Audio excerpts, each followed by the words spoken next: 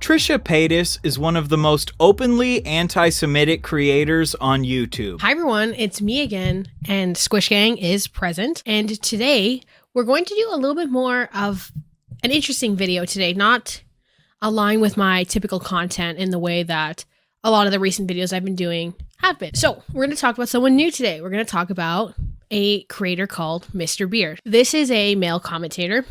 However, there are two brands of commentary bros. There are the ones that like Keemstar.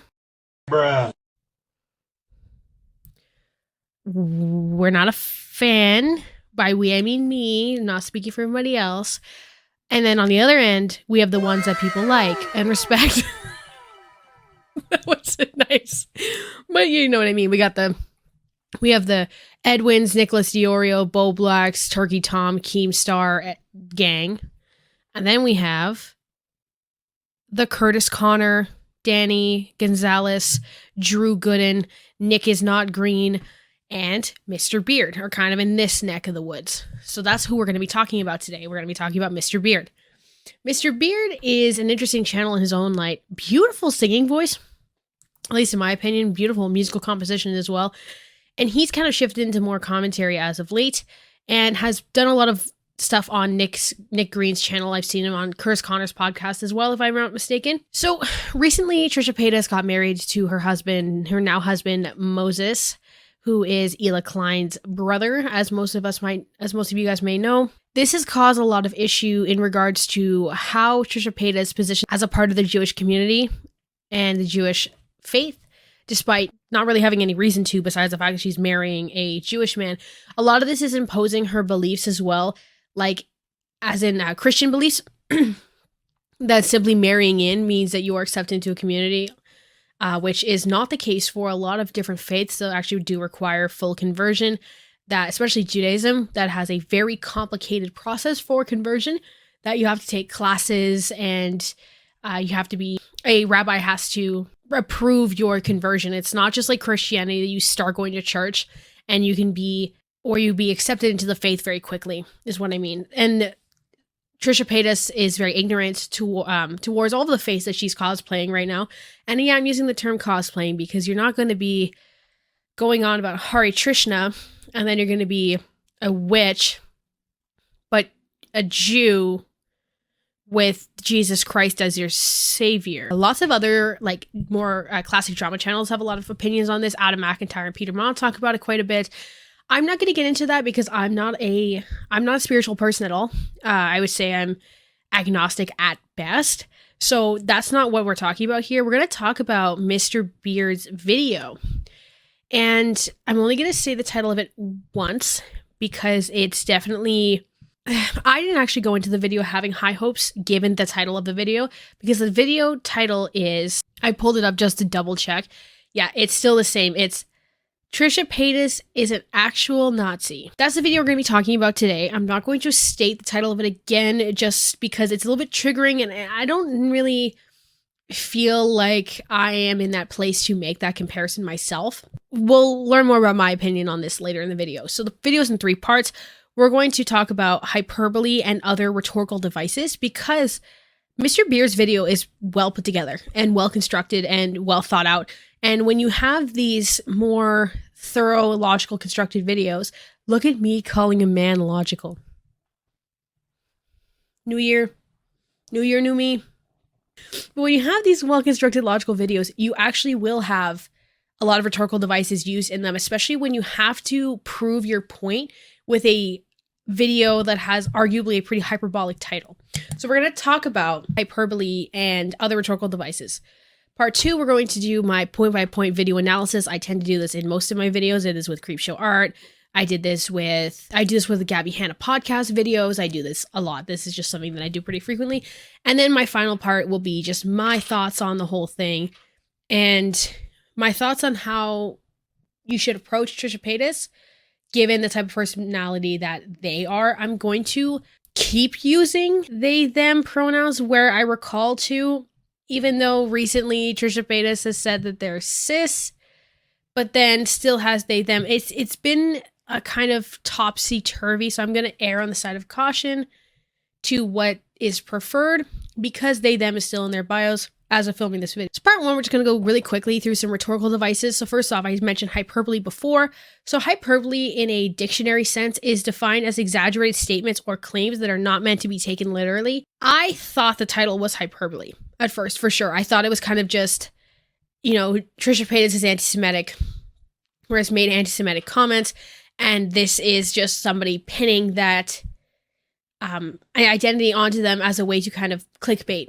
But the thing is, Mr.Beard does relate a lot of Trisha Paytas' statements to modern neo-Nazi ideologies and a lot of these more these hate groups. He relates actually something directly to hate groups. So I'm not sure if I would even define it as hyperbole. It's definitely a clickbait title, especially with the thumbnail. So that's kind of why I consider it to some extent a form of hyperbole.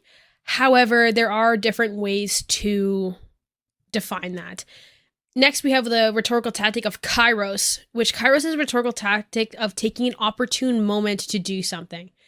And I'm considering the timing of this video to be a form of kairos, given that Trisha Paytas just got married to Moses, and that this is at like one of the steepest decline points of her career of their career in a very long time. To be fair though, to work YouTube's algorithm is to work with kairos.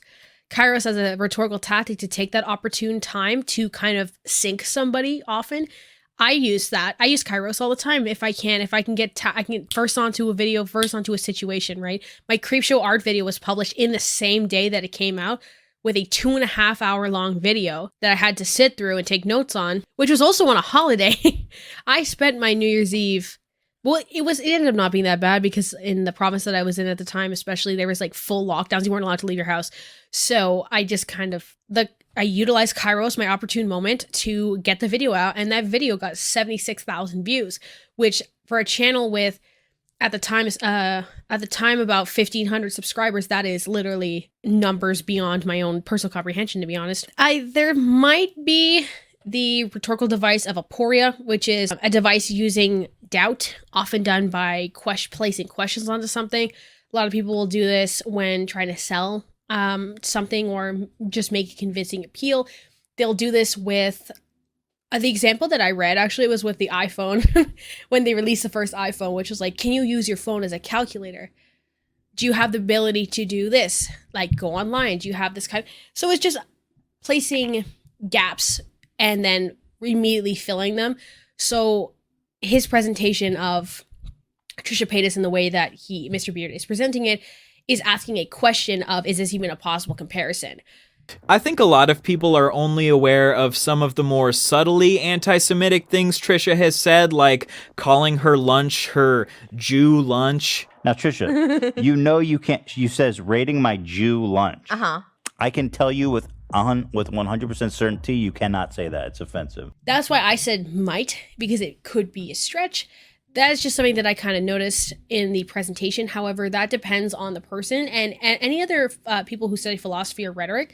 Let me know in the comments, like, one, if I'm wrong, two, what other devices you think apply, or three, if I'm just completely off base in general. Rhetorical comparisons, which is just kind of, you know, comparing what Mr.Beard does is a lot with characters such as Mel Gibson and Trisha Paytas, and placing these two on a evaluation and showing there's a lot of similarities and even the connections that they have in different timelines, and restatement or repetition, which he will do. Mr. Beard will place the same idea again or repeat the same term again, which is common in YouTube videos, especially because you want to make a well-rounded opinion and well-rounded structure to show that your point A has gone to point B by restating point A to remind you. Part two is the actual video. As we know, Mr. Beard has put out the video that I've mentioned the title of already. I'll put the picture of the thumbnail here and the title.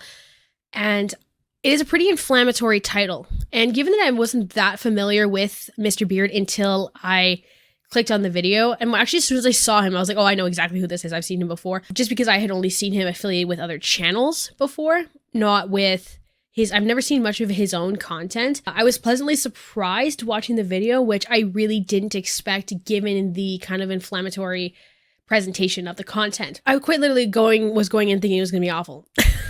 I thought it really gave me the energy of those videos that was like Gabby Hanna takes massive W over Jessie Smiles from like that. It was that kind of like, oh boy, you're just trying to be different. You're trying to be.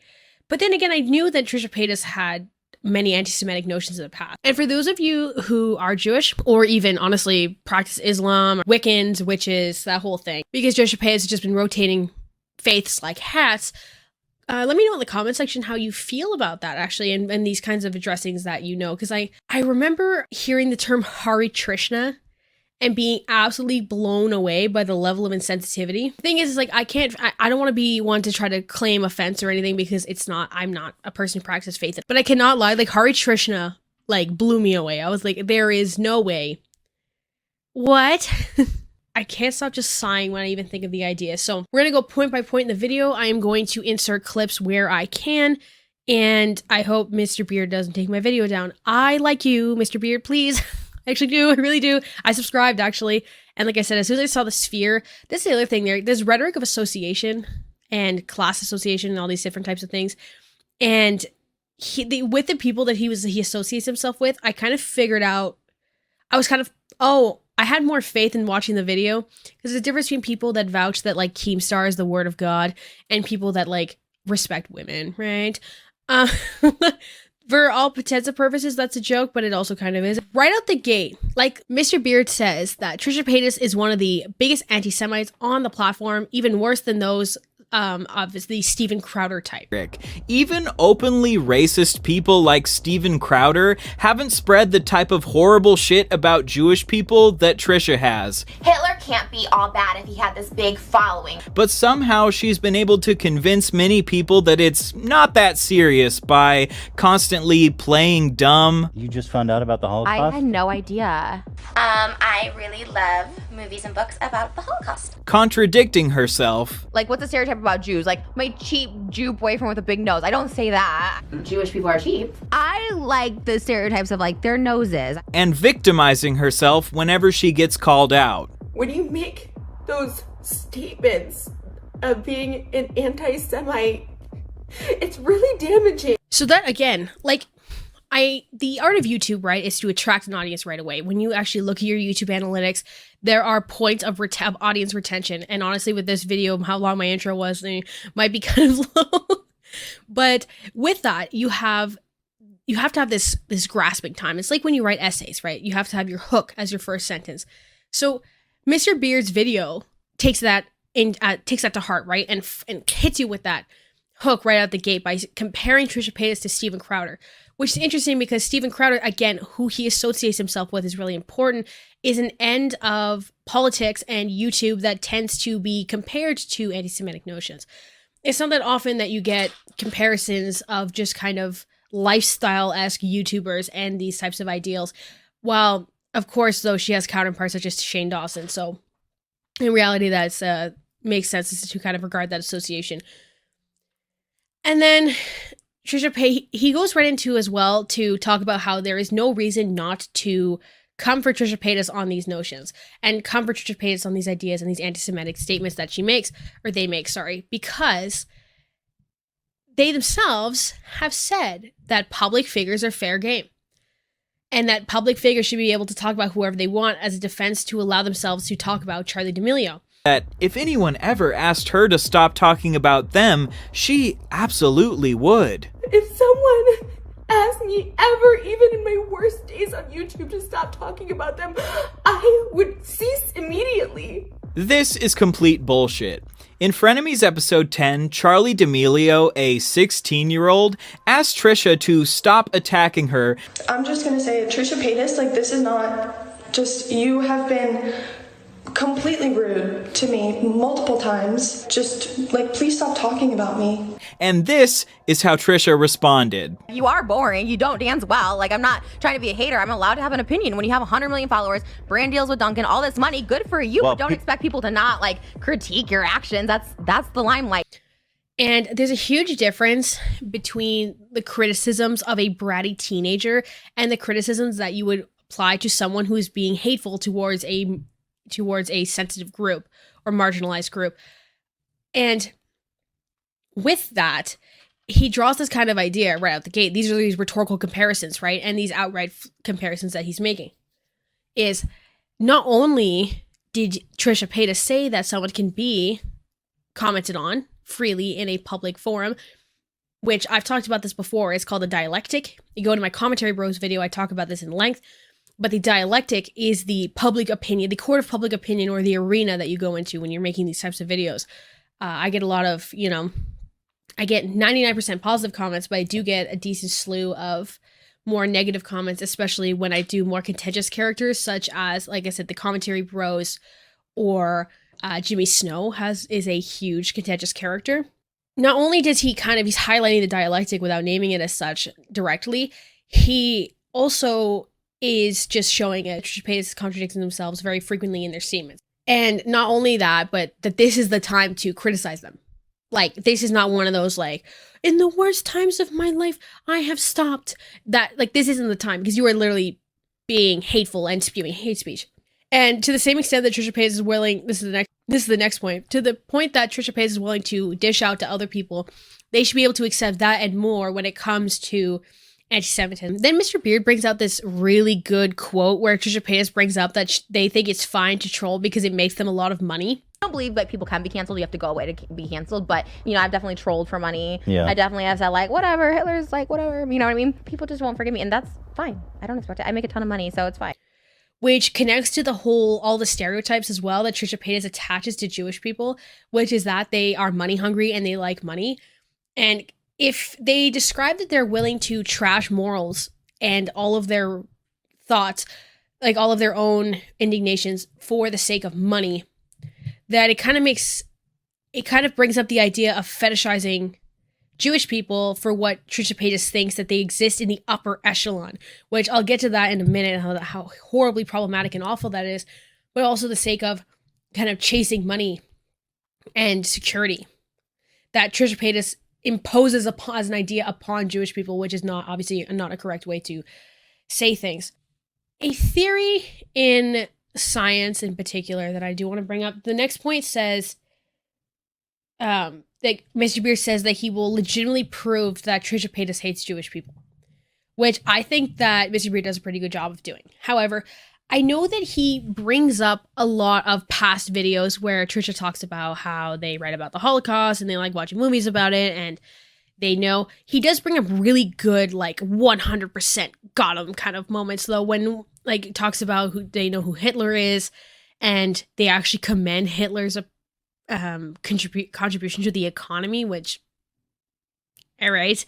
Those videos, it's hard because in science there's an idea sometimes of like trying to figure out if the past can prove the future, if it has any relation. I know this is a big like Hume thing to bring up as kind of a part of philosophy as well, but I kind of think about that regarding Trisha Paytas, right? If they're so known for trolling and they'll literally just say whatever, I find it kind of difficult to have the past proves the future and the relations consistent.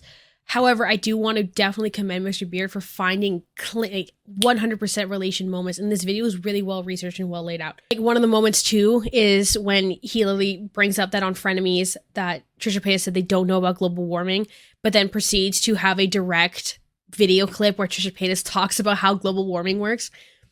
Next, we talk about the criticism of America and Israel, and how Trisha Paytas calls Israel like a bad country and how everyone wants to go to America. I think this is not only a harmful thing that Trisha Paytas brings up, I think this is another thing that's posed upon people as an idea from shows like 90 Day Fiancé, which, while is a guilty pleasure of mine, it definitely, like, I will be sitting in like my bed with my Squishmallow with Squish Gang and watch like things like 90 Day Fiancé, and all I can think about is like all they talk about is how other countries are worse than America and how the people who are trying to get married are doing it to bring them to America, right? I just think that's so bizarre because it's like, I remember it was this blonde girl from I think somewhere near Russia or something. But she was saying, she's like, well, I don't need to be American. I don't want to be American. I wanted to come here for you. She's Ukrainian. And she was saying, like, I don't need to leave the Ukraine. And not everybody wants a green card, right? So it's that same idea that Trisha Paytas is bringing up is this, like, everybody wants to be American. Which isn't true, right? Like, we know that. We know that isn't true. And then because of that comparison that Trisha Paytas is bringing up directly, which is America versus Israel, Mr. Beard brings up the proper rhetorical comparison that Trisha Paytas is essentially saying white people versus Jewish people. One more time. She said that America is superior to Israel. That is just one step removed from saying white people are superior to Jewish people. If you don't want people to think that you're a white supremacist, you probably shouldn't say that your country is superior to Israel. That kind of white supremacy ideal that, well, first off, that Jewish people aren't white, which that's a whole other comment because whiteness in itself is a falsified concept.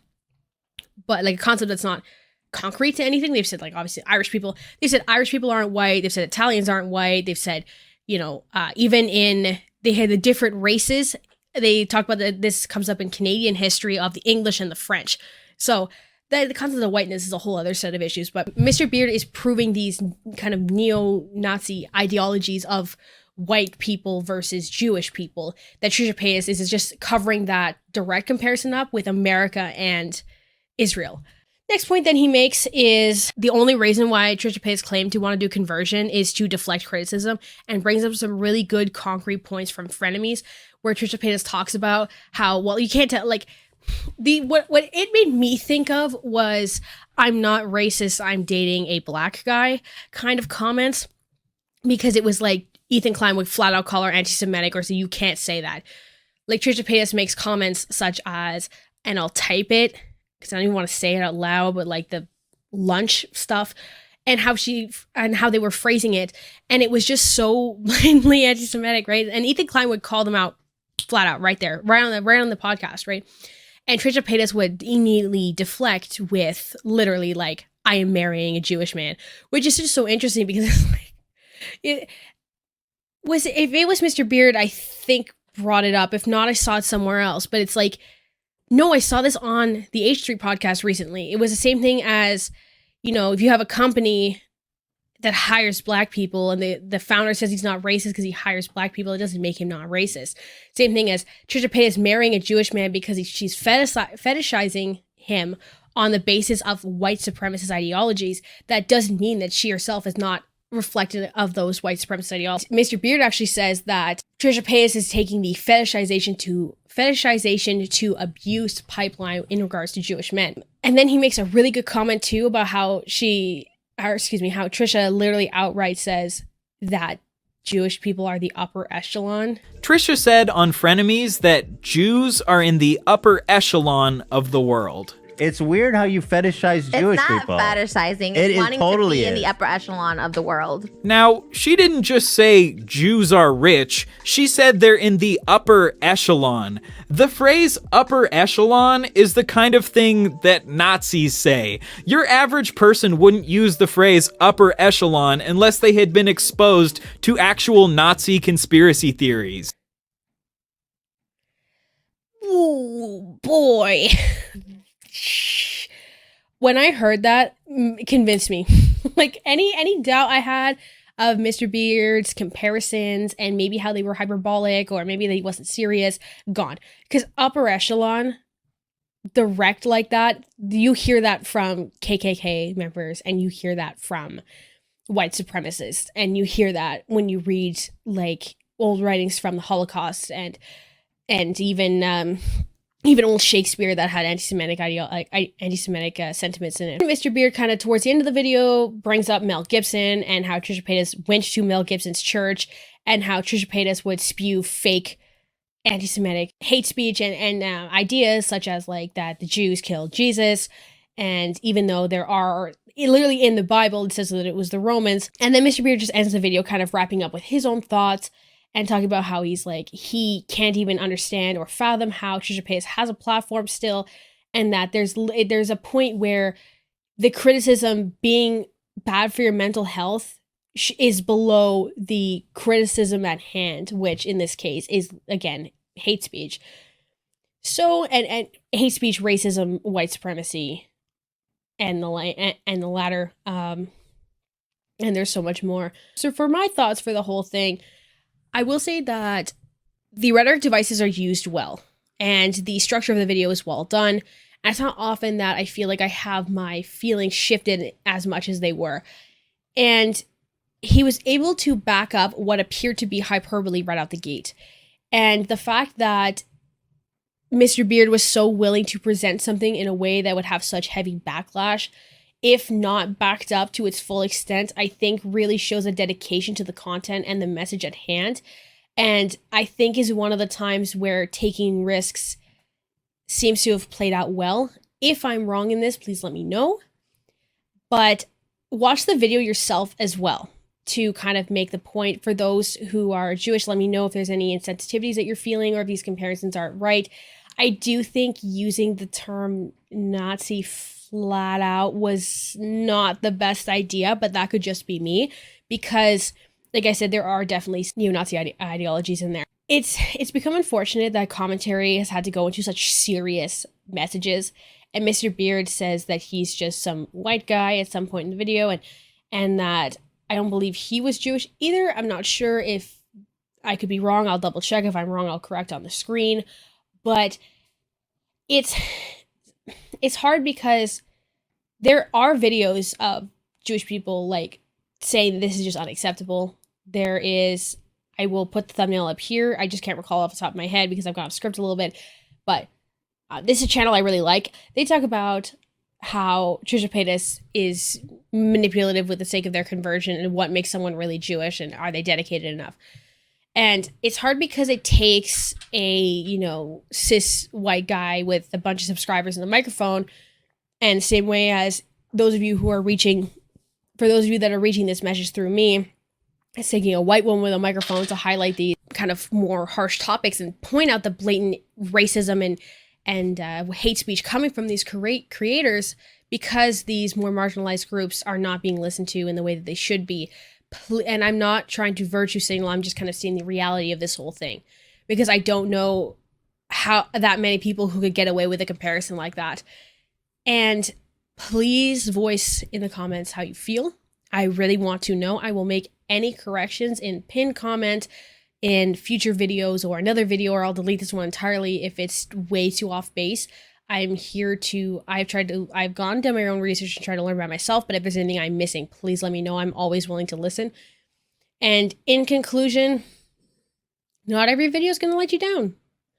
And I think it was nice to kind of make content about a video that I found to be well constructed and from somebody who is, at least to what I've known as of right now, is somewhat respectable. I know this was a little heavy as far as content, but light as regards to criticism.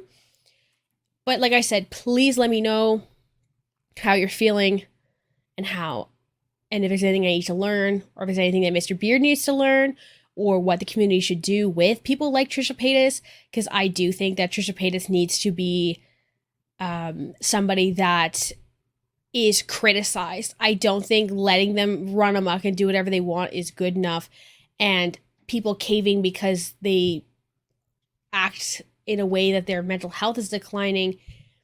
There's a difference between attack and critique, and if they can't handle the critique of literally being hateful, then they shouldn't continue online. So that is how I feel, and I hope you guys have a good day. Bye.